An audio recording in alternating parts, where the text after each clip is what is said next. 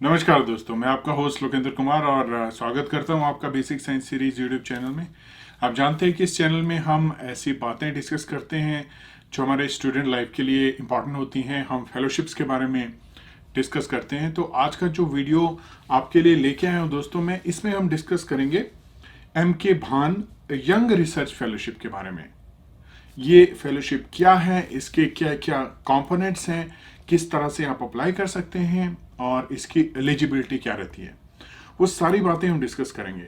लेकिन उससे पहले दोस्तों, मैं आपका शुक्रिया अदा करना चाहूँगा कि आपने चैनल को प्यार दिया है, आप देखते हैं वीडियोस और स्पेशली कुछ एक वीडियो जो फेलोशिप सीरीज़ के ऊपर मैंने बनाए थे वो आपने काफ़ी पसंद किए हैं और बहुत सारे क्वेश्चंस जो है आपने पूछे हैं। उसी तरह अगर आपको कोई प्रश्न पूछना है रिगार्डिंग टू दिस फेलोशिप तो आप मुझे ईमेल के द्वारा पूछ सकते हैं, आप डायरेक्ट कमेंट सेक्शन में पूछ सकते हैं और मैं पूरी कोशिश करूंगा दोस्तों कि आपको जो है उस प्रश्न का सही जवाब दे सकूं दोस्तों। तो आइए दोस्तों शुरू करते हैं फेलोशिप के बारे में डिस्कशन, जो कि है M.K. भान यंग रिसर्च फेलोशिप और ये कौन सी फंडिंग एजेंसी से दी जाती है और इसके जो अलग अलग कंपोनेंट्स हैं वो क्या हैं। चलिए दोस्तों,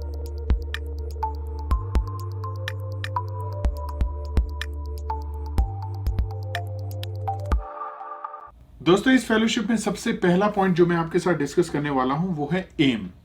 इस फेलोशिप का एम क्या है? इस फेलोशिप का एम आप नाम से ही जान सकते हैं कि इस जो फेलोशिप का एम है वो है यंग रिसर्चर्स को प्रमोट करना, यंग रिसर्चर्स को अपॉर्चुनिटी देना कि वो इंडिया में अपने देश में ही रह के एक बढ़िया रिसर्च करें, या अगर वो बाहर हैं तो इंडिया में आए और अपना जो है रिसर्च एरिया स्टेब्लिश करें। और ये जो पर्टिकुलर फेलोशिप होती है ये उनको दी जाती है जिन्होंने पीएचडी कंप्लीट कर ली है या अपनी थीसिस सबमिट कर ली है, लेकिन अगर उनको डिग्री भी अवार्ड नहीं हुई है तो भी वो अप्लाई कर सकते हैं। लेकिन उनको फेलोशिप ये अवार्ड होगी, तभी ये फेलोशिप अवार्ड होगी जब उनकी जो है डिग्री अवार्ड हो जाएगी, पीएचडी डिग्री। बहरहाल दोस्तों, तो ये तो हो गया एम।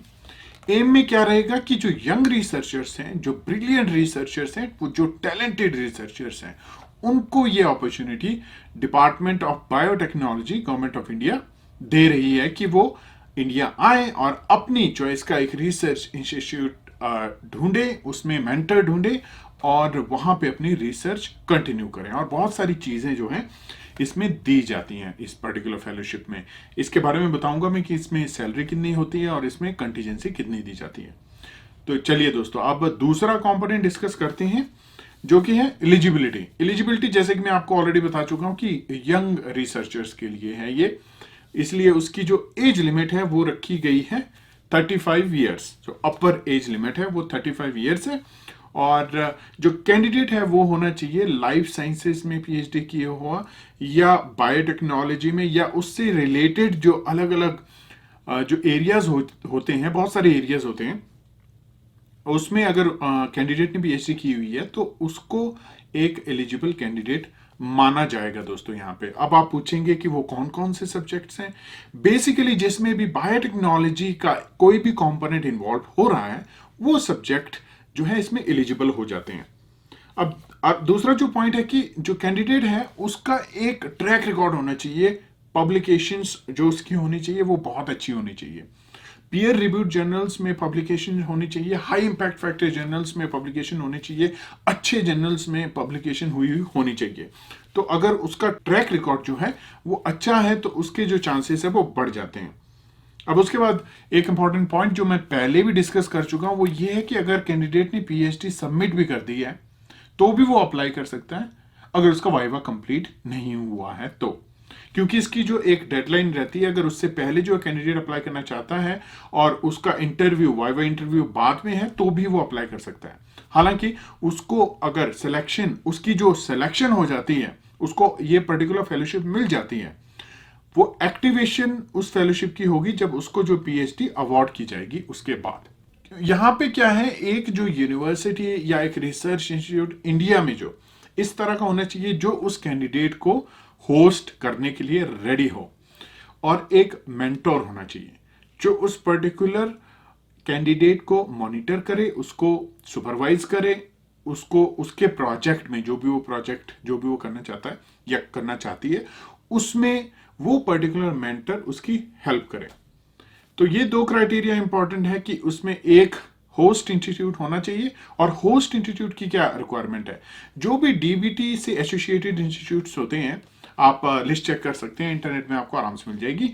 जो भी डीबीटी से रिलेटेड यूनिवर्सिटीज हैं, जो भी अच्छे इंस्टीट्यूट्स हैं, वहां जो कैंडिडेट अगर अप्लाई करता है और होस्ट इंस्टीट्यूट उसको एग्री कर लेता है और उसमें एक पर्टिकुलर मेंटर जो है वो भी अगर एग्री कर लेते हैं, तो ही जो कैंडिडेट की जो एप्लीकेशन कंसिडर होगी और उसकी जो है रिव्यू होगी एप्लीकेशन, और अवार्ड भी उसी के बेसिस पे होगी।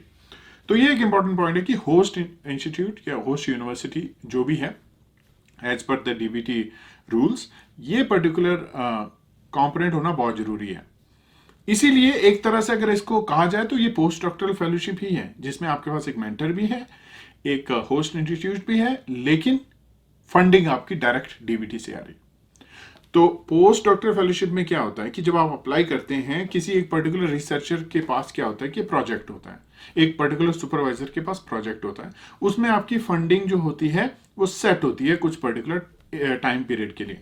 अब इसमें क्या कर रहे हैं कि उन कैंडिडेट्स को जो कि अच्छे हैं, जिन्होंने बहुत बढ़िया रिसर्च की है, अच्छे पेपर पब्लिश किए हैं, उन्होंने बढ़िया प्रोजेक्ट भी लिखा है, उन कैंडिडेट्स को अपलिफ्ट करने के लिए क्या किया गया है कि उनके लिए एक फंडिंग सोर्स को जनरेट कर दिया गया है। तो बेसिकली वो अप्लाई करेंगे और कहेंगे कि ये पर्टिकुलर होस्ट इंस्टीट्यूट है और ये पर्टिकुलर मेंटर है जहां पे मुझे अप्लाई करना है। तो डीबीटी जो है उनको सिलेक्शन, उनकी पर्टिकुलर रिव्यू प्रोसेस होगी, उनको एक पर्टिकुलर कमेटी जो है उनके सारे क्रेडेंशियल को जज करेगी, उसके बाद उनको जो सिलेक्ट किया जाएगा। अगर उनको सिलेक्ट किया जाता है, मान लीजिए कुछ एक कैंडिडेट जो अप्लाई करते हैं सिलेक्ट हो जाते हैं, उनको फिर उस पर्टिकुलर होस्ट इंस्टीट्यूट में काम करना पड़ेगा। और उसके जो अलग अलग क्राइटेरिया हैं, पैरामीटर्स हैं, वो भी चलिए डिस्कस करते हैं दोस्तों। बहुत ही बढ़िया सपोर्ट है दोस्तों। इसमें 75,000 रुपए पर मंथ जो है कैंडिडेट को दिए जाएंगे और 20 लाख रुपए पर ईयर की जो है वो कंटीजेंसी दी जाएगी। और उसमें कैंडिडेट क्या कर सकता है कि जो एक ह्यूमन रिसोर्स उसके लिए वो रख सकता है, अपने पर्टिकुलर प्रोजेक्ट में से उसको पे कर सकता है। मान लीजिए अगर जेआरएफ रखना है, मान लीजिए एसआरएफ रखना है, प्रोजेक्ट असिस्टेंट रखना है, तो वो एक पर्टिकुलर इंडिविजुअल को स्पॉन्सर कर सकता है या कर सकती है, जो भी कैंडिडेट इसमें जो है सिलेक्ट हो जाते हैं। और इक्विपमेंट का ध्यान रखना है कि दोस्तों इसमें 10 लाख से ऊपर का कोई भी इक्विपमेंट जो है वो नहीं परचेज करना है, यानी बहुत ही बड़े बड़े जो इक्विपमेंट होते हैं, महंगे इक्विपमेंट्स होते हैं, वो नहीं करने हैं। इसलिए जो है एक होस्ट यूनिवर्सिटी, एक होस्ट इंस्टीट्यूट जो है वो जरूरी है इस केस में, ताकि जो फैसिलिटीज है वो कैंडिडेट उस पर्टिकुलर होस्ट इंस्टीट्यूट की जो है यूज कर सके और उसको एक मेंटर भी हो जाएगा वहां पे उस पर्टिकुलर एरिया से एसोसिएटेड, तो गाइडेंस भी मिल जाएगी। तो इस तरह से ये प्लान किया गया है। अब आपको सपोर्ट के बारे में बता दिया मैंने, बता दिया कि इसमें कितनी जो है फेलोशिप रहेगी, और ड्यूरेशन के बारे में बता देता हूं कि ड्यूरेशन रहेगी 3 साल के लिए। 3 साल तक पर्टिकुलर कैंडिडेट इस फेलोशिप में काम कर सकता है या कर सकती है।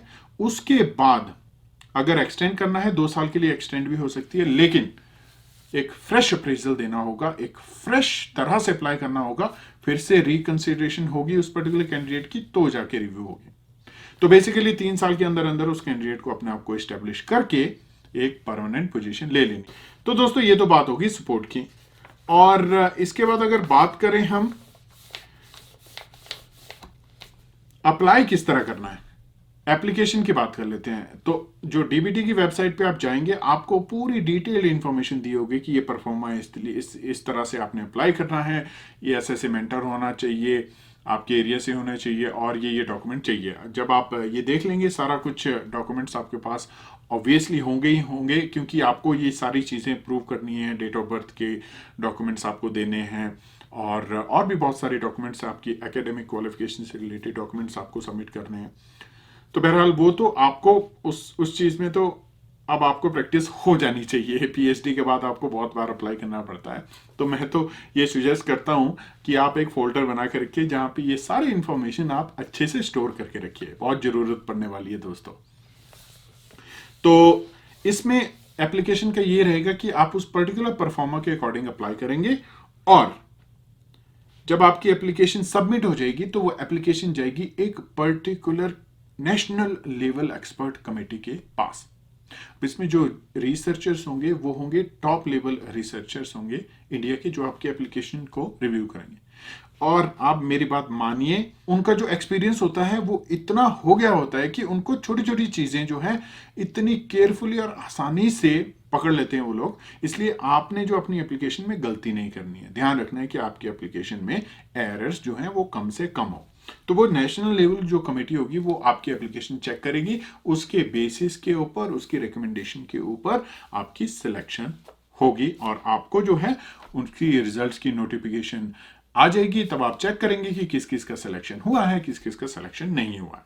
तो अगर आपका हो गया है तो उसको आपको टाइम दिया जाएगा, एक पर्टिकुलर डेट दी जाएगी, उससे पहले आपको जो है ज्वाइनिंग करनी है। तो बिल्कुल सिंपल रहता है इसमें, और जो भी डॉक्यूमेंट्स है वो सबमिट करने हैं डीबीटी को, और आप अपनी रिसर्च कंटिन्यू कर सकते हैं। तो दोस्तों अब लास्ट पॉइंट आपके साथ मैं डिस्कस करना चाहूंगा इस पर्टिकुलर फेलोशिप का, कि जब वो कैंडिडेट जो ज्वाइन कर लेगा उसकी प्रोग्रेस जो है एक इंटरनल इंस्टीट्यूट लेवल कमेटी जो है वो चेक करेगी। उसकी ईयरली जो है प्रोग्रेस चेक की जाएगी, और on the basis of that उसका जो है एक्सटेंशन की जाएगी। तो ये एक डीबीटी की तरफ से एक चेक है उस पर्टिकुलर कैंडिडेट के ऊपर कि उसकी प्रोग्रेस किस तरह से हो रही है, फेलोशिप का सही इस्तेमाल हो रहा है या नहीं हो रहा है। बहरहाल दोस्तों, तो ये था फेलोशिप के बारे में डिटेल में जो मैंने आपको बताने की कोशिश की। मैंने आपको बताया कि एम क्या रहेगा। एम ये रहेगा कि यंग टैलेंट को अट्रैक्ट करना है। दूसरा, आपको डिटेल में समझाया मैंने एलिजिबिलिटी के बारे में। और तीसरा पॉइंट ये है कि होस्ट इंस्टीट्यूट या मेंटर उसमें स्पेसिफिकली वो होना बहुत जरूरी है इसके केस में। और सपोर्ट के बारे में बताया मैंने कि 75,000 रुपए फिलहाल अभी की डेट में जब मैं वीडियो बना रहा हूं, क्योंकि ये अपडेट होती रहती है। ऑब्वियसली महंगाई बढ़ती रहती है दोस्तों, तो ये चीजें जो है अपडेट होती रहती है। और कई बार क्या होता है कि फेलोशिप्स भी चेंज होती रहती हैं। तो आपने ऐसे नहीं सोचना है कि अब ये फेलोशिप थी अब ये हट गई।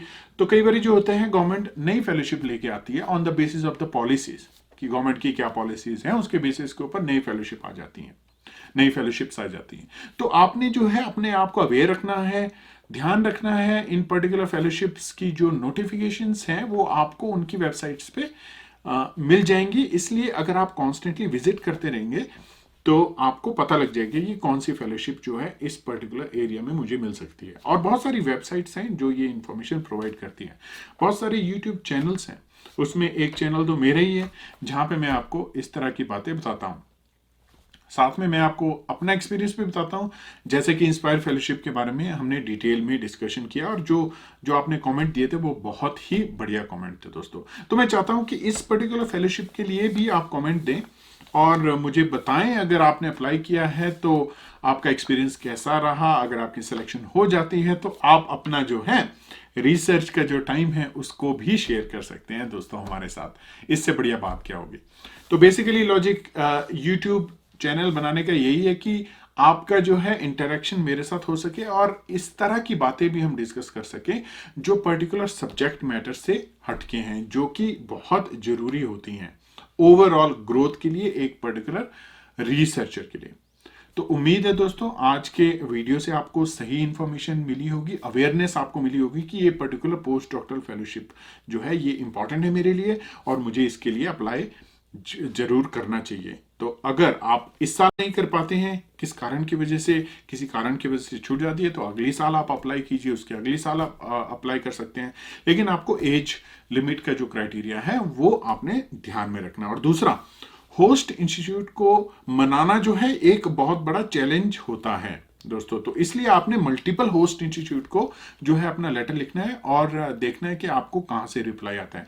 जहां से भी आपको रिप्लाई आता है आप कंपेयर कर सकते हैं, फिर आप सिलेक्ट करें उस पर्टिकुलर होस्ट इंस्टीट्यूट को। तो उम्मीद है दोस्तों आप उन सब बातों को ध्यान में रखेंगे और कोशिश करेंगे इन फेलोशिप्स के लिए। और मैं यही उम्मीद करता हूं कि दोस्तों आपको ये फेलोशिप्स मिलें और आप बहुत अच्छे से रिसर्च करें।